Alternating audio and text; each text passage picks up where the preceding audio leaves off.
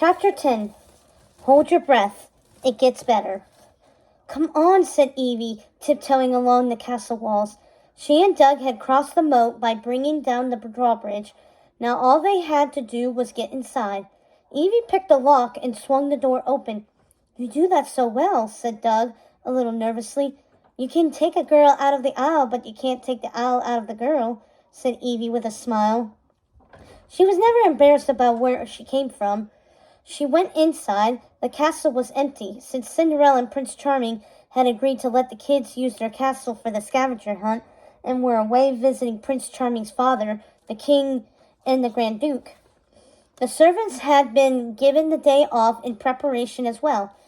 Even though Evie and Doug were sneaking in, it was mostly to avoid the other senior teams. Cinderella just asked that everyone take their shoes off at the entry. Doug led the way up the grand stairs, the two of them patting lightly in their socks, and quickly found Cinderella's closet. Evie stopped to admire the light blue gown that Cinderella had worn to that famous ball, where she captured the heart of her prince. She touched its silk folds reverently. Did I tell you? She asked Doug. I had an idea to expand my business. I'm going to design everyone's caps and gowns for graduation. That's perfect.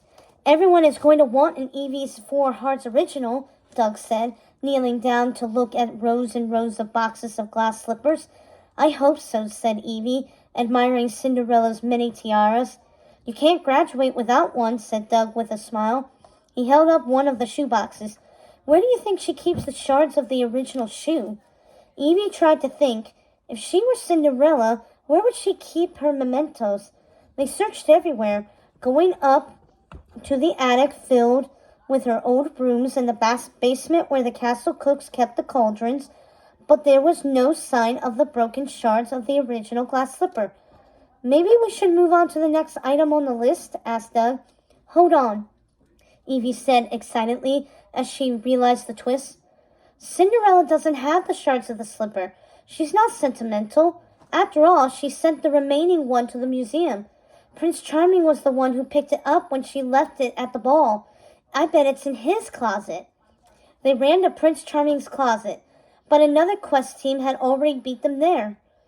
Ben was looking through the shelves while Mal was pulling the cape rack. Oh, hey, said Mal. You guys are here too. Slipper shards? Asked Doug. Nothing yet, said Ben. Mal turned to Evie. Guess what? The Royal Council approved my visit to the Isle. We're going back to recruit more kids to come to Oradon. Evie squealed, and the two of them hugged. You know, when the new kids come over, we should do something fun, truly celebrate them.